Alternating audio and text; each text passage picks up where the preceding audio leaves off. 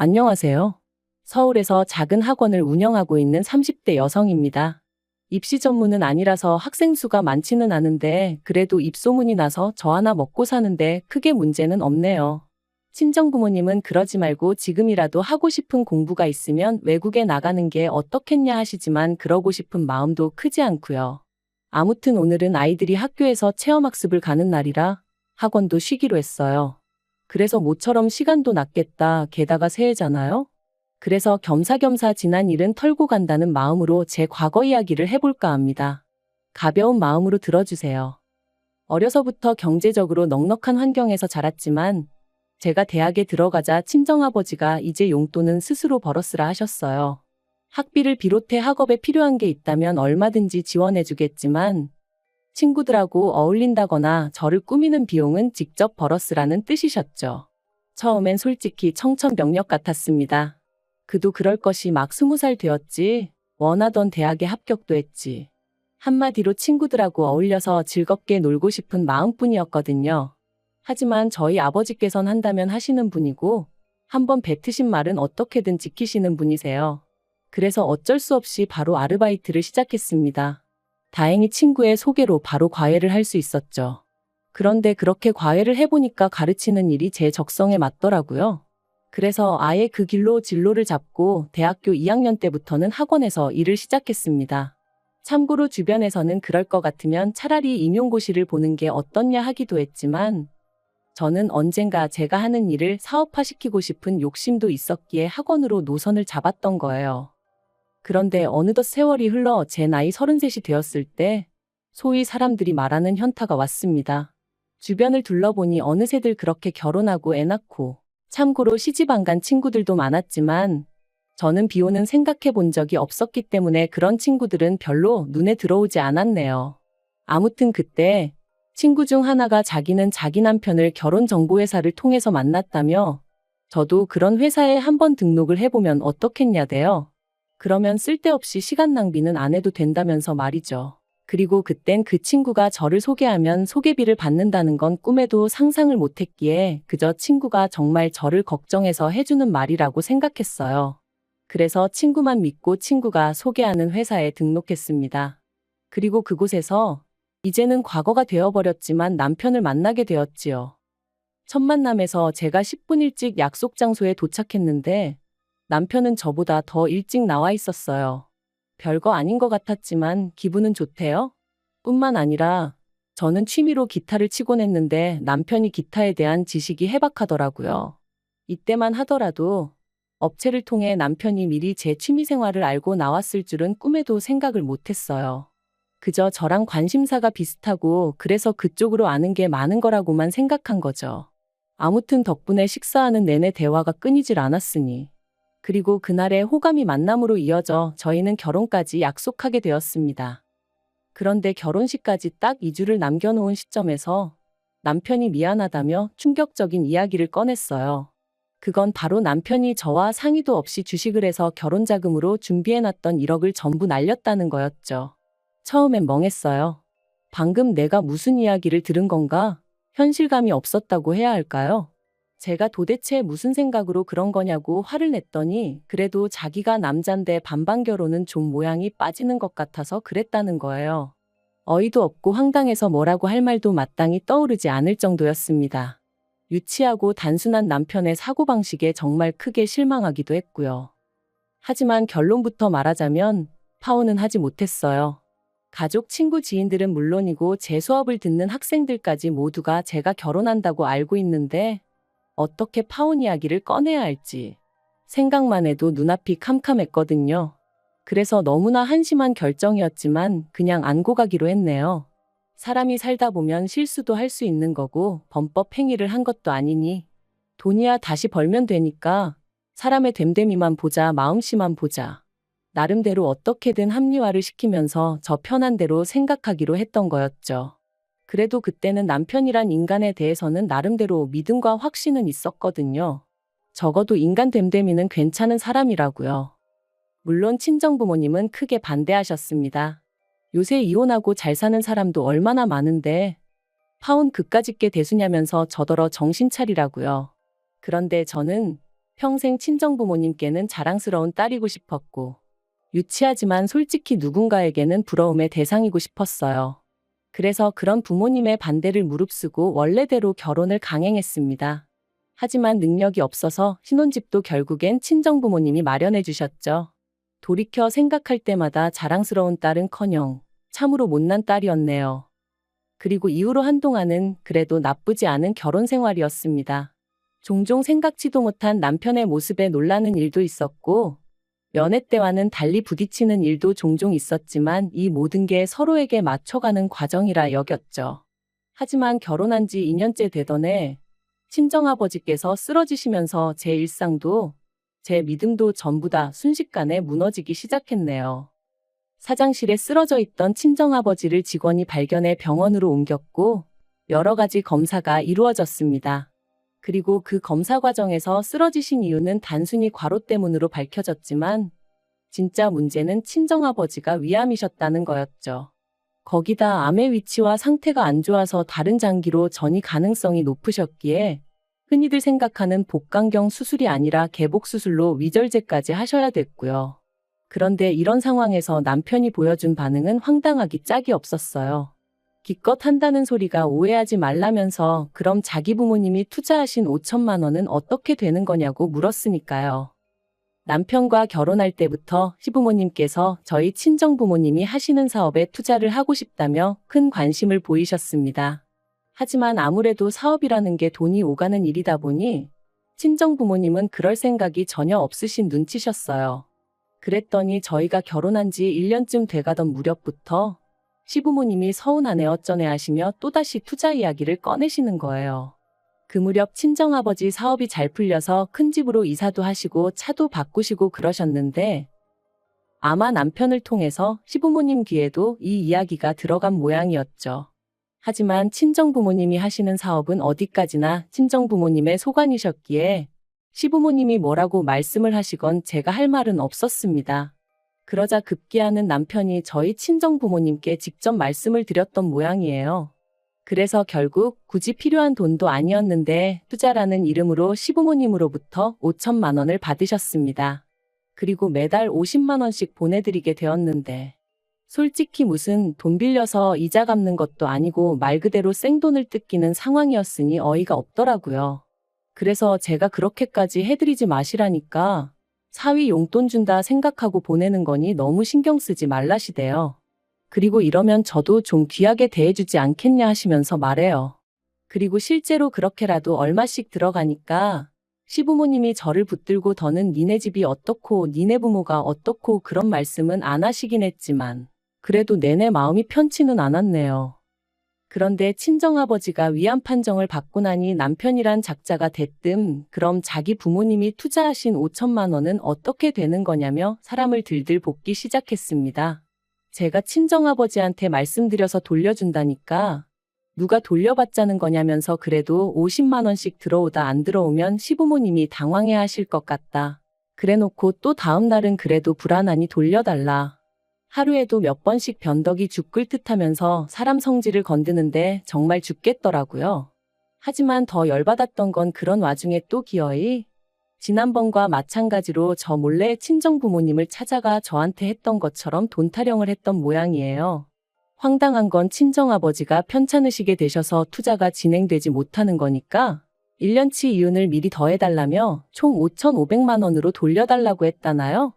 남편과 시부모님의 경우 없고 되먹지 못한 셈법에 친정아버지가 정말 이골이 나더라며 그날 오후에 바로 계좌로 5천만 원만 보내주셨다 들었습니다. 그리고는 두 번 다시 투자니 뭐니 말도 꺼내지 말라 하셨다는 거예요. 한편 친정아버지의 병세는 눈에 띄게 호전되고 있었지만 아버지는 느끼신 바가 많으신 듯 했어요. 친정어머니가 하루아침에 혼자 될 수도 있다는 그런 걱정도 하게 되신 듯 했고요. 그러더니 하루는 저를 불러 하시는 말씀이 사업을 정리하고 싶으시다대요. 사실 마음 같아선 저에게 물려주고 싶지만 저는 아버지 사업에는 영 흥미가 없고 제가 하고 있던 일을 워낙 좋아하는 게 눈에 보이니 어쩌겠냐 하시면서요. 그리고는 앞으로는 어머니랑 전국 방방곡곡 산 좋고 물 좋다는데 여행 다니며 좋은 거 먹고 재밌게 살고 싶으시다는데 그걸 어느 자식이 반대하겠어요? 제가 정말 잘 생각하셨다고 그렇게 하시라고 했습니다. 그랬더니 친정아버지께서 그렇게 되면 너한테 재산 많이 못 물려줄지도 모르는데 괜찮냐 물으시는 거예요. 깜짝 놀란 제가 한 푼도 안 물려주셔도 된다고, 이만큼 키워주시고 뒷바라지 해주신 것만으로도 너무 감사하니까 그런 말씀 마시라 했습니다. 그런데 이 사실을 알게 된 남편이 저더러 사업장을 물려달라고 하라는 겁니다. 제가 싫으면 자기가 이어받겠다고, 그리고 저희 친정부모님 돌아가실 때까지 자기가 극진히 부양하겠다면서 말이죠. 솔직히 그런 남편의 말에 100% 신뢰가 갔던 것은 아니에요. 연애 때만 하더라도 성실한 사람인 줄 알았는데 막상 결혼하고 옆에서 지켜보니 이리 뺀질 저리 뺀질, 눈에 보이는 수를 쓰는 게 하루 이틀이 아니었고 집에서 새는 바가지가 바뀌라고 괜찮을 리 없었죠. 그래서 전 처음에 남편의 그런 제안을 거절했어요. 그런데 남편이 사업이 제 거냐 어쩌냐 하더니 기어이 또 자기 발로 제 친정 부모님을 찾아가서는 자기를 믿고 사업을 물려달라 뭐 그런 소리를 했던 모양이돼요. 그리고 사업 접기를 영 아까워하시던 친정아버지께선 애걸복걸하는 남편이 나름대로 어떤 대안책처럼 느껴지셨던 건지 친정아버지께서 남편에게 다니던 회사 2주 안에 정리하고 출근하라 하셨다는 이야기를 들었을 땐 정말 뒷목 잡고 쓰러진다는 게 이런 기분인가 싶더라고요. 그런데 더 황당한 건 그렇게 남편이 제 친정아버지 회사에 출근을 시작하고 나서 어머님이 하신 말씀이었습니다. 다 키워놓은 아들을 저희 집에서 가로채 갔다며 속상하네 억울하네.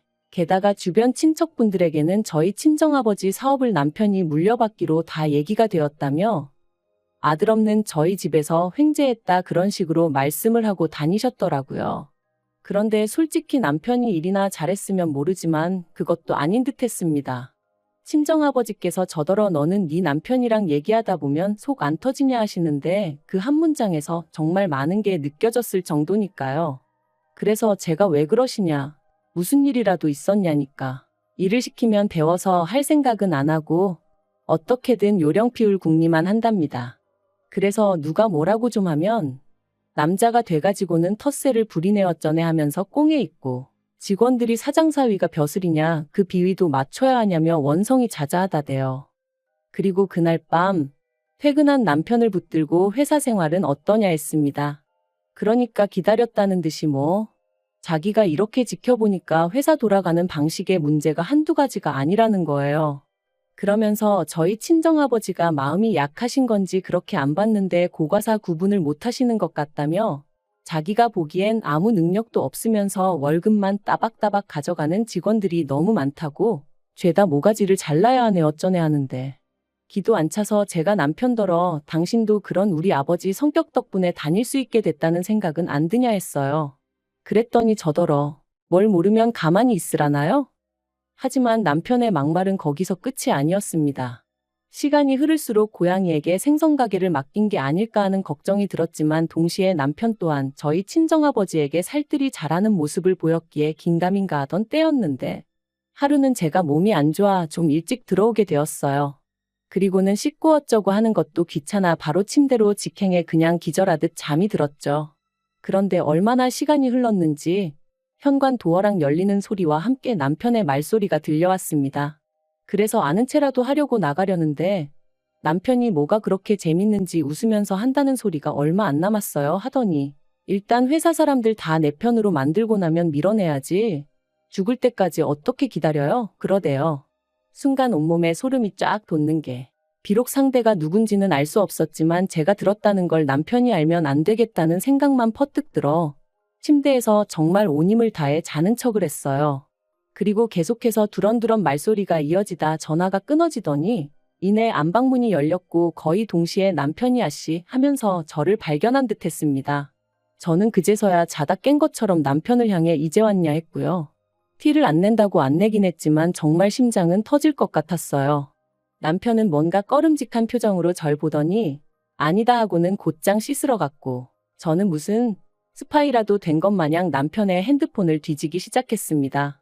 그런데 소름 끼치게도 남편의 통화 상대는 어머님이셨어요. 하지만 남편이 언제 화장실에서 나올지 모른다는 생각에 통화 내용은 일단 제 핸드폰으로만 보내놓고 다시 침대에 누워 자는 척을 했죠. 그리고 지옥 같은 밤이 지나고 이튿날 남편은 다름없이 출근을 했고 저는 그제서야 남편과 어머님의 대화를 들어볼 수 있었는데 내용은 충격 그 자체였습니다. 어머님은 남편에게 저희 집에서 아주 당신 아들을 머슴 부리듯 한다며 재수없어 죽겠다 난리셨고 그런 어머님께 남편이 한다는 말은 적당히 저희 친정아버지 비위 맞춰드려 환심을 사고 이후로 아버지를 몰아내서 회사를 차지하겠다. 그러면 그때부턴 어머님한테 한 달에 100만 원이 뭐냐 200, 300도 드릴 수 있다. 어머님이 저는 어쩔 거냐 물으시니 사람들 보는 눈이 있으니 사업 뺏고 몇 년 살다가 성격 차이 뭐 그런 이유로 이혼하자 하면 지가 별 수 있겠냐고 그러는데 정말 당장이라도 심장이 터질 것 같았고 어째서인지 눈에선 눈물이 주룩주룩 흐르더라고요. 그리고 무려 이틀 동안 저는 남편의 가증스러운 면상을 보면서 이 일을 어찌할지 고민을 거듭했습니다. 경찰에 신고를 해야 하나, 그냥 내가 먼저 이혼하자고 해야 하나. 하지만 결국 저는 제 나름대로 눈에는 눈, 이에는 이를 시전하기로 했어요. 그래서 남편에게 적당한 핑계를 둘러대며 양가 부모님을 모시고 식사 자리를 마련했죠. 어머님은 벌써부터 당신 아들이 사장이나 된 줄 아셨는지 있는 대로 콧대가 높아져 계셨는데 아마 모르는 사람이 봤으면 어머님 아들이 저희 가족 먹여 살리는 줄 알겠더라니까요. 한편 어느덧 분위기가 무르익어 갈 때쯤 제가 사실 양가 부모님을 모신 데는 다 이유가 있다 하고는 남편 앞에 서류 봉투를 내밀었습니다. 남편은 영문을 모르겠다는 표정으로 저를 잠시 보더니 무슨 김칫국을 처마셨는지 이거 뭐 계약서 같은 거냐며 싱글벙글 봉투를 열어보더라고요. 하지만 그 서류 봉투 안에는 제가 먼저 작성한 이혼 신고서가 들어있었어요. 당연히 남편 얼굴은 이미 잿빛이 되어서는 이게 지금 뭐 하자는 거냐대요. 어른들까지 다 모셔놓고 이게 무슨 짓이냐며 말이죠. 그래서 제가 제 핸드폰에 있던 어머님과 남편의 통화를 틀었습니다. 아니나 다를까 이내 어머님과 남편은 저더러 끄라며 난리가 났고 아버님과 저희 친정 부모님 표정은 있는 대로 심각해졌지요. 제가 남편더러 내가 이 내용을 듣고 얼마나 소름이 끼쳤는지 아냐고 그런데 내가 너랑 살고 싶겠냐 했습니다. 친정아버지께서도 머리 검은 짐승은 거두는 게 아니라더니 당신이 아주 헛짓거리를 했다며 크게 노하셨고요. 그리고 당연한 결과로 친정아버지가 남편을 해고하셨어요. 남편이 억울하다 자기의 능력만 봐달라 그러며 매달렸다는데 친정아버지가 너무 어이가 없어서 콧방귀가 다 나오셨다네요. 그런데 문제는 친정아버지 회사에서 잘리고 나니 남편도 눈에 뵈는 게 없었는지 더더욱 이혼은 못 해주겠다고 나오더라고요. 그래서 결국 소송했고 1년 만에 이혼했네요. 다만 법이라는 게 남편이 어머님하고 그런 통화를 했을 뿐이지 그렇다고 직접적으로 저희 친정아버지한테 어떤 위해를 가한 것은 아니라 그에 대한 책임을 물기는 어렵다는 거예요. 황당했지만 나라법이 그렇다는데 제가 뭘 어떻게 할 수가 없잖아요? 그래도 소송 자체는 제가 승소하여 이혼하게 되었으니 그걸로 만족하는 수밖에 없었네요. 그런데 그렇게 이혼하고 나서 반년쯤 지났을 땐가 남편에게 연락이 왔어요. 어이없게도 한다는 소리가 이제 이혼해서 완전히 남남이니까 자기가 다시 저희 친정아버지 회사에 이력서를 넣겠다는 거예요.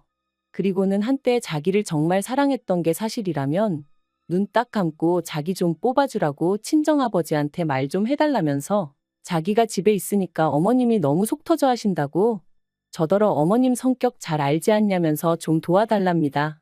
정말 황당하고 어떻게 사람이 이렇게 뻔뻔한가 싶더라고요. 그리고 물론 그런 소리를 듣고 제 마음이 흔들렸을 리가 있나요? 미치려면 곱게 미치라고 그랬습니다. 사람이 더 이상 잃을 게 없으면 염치고 체면이고 그런 것도 없나 보죠? 정말 사람 달리 보이더라니까요. 뭐 어쨌든 지 인생 시궁창처럼 살든 말든 제 알바는 아니니 더는 연락 같은 거 안 해줬으면 좋겠네요. 당분간은 뭐가 됐건 간에 저 스스로 제 자신을 돌보며 지낼 생각입니다. 사람 보는 눈도 좀 기르고요. 그리고 그렇게 건강히 지내다 보면 또 어떤 식으로든 행복이 찾아와 주겠죠?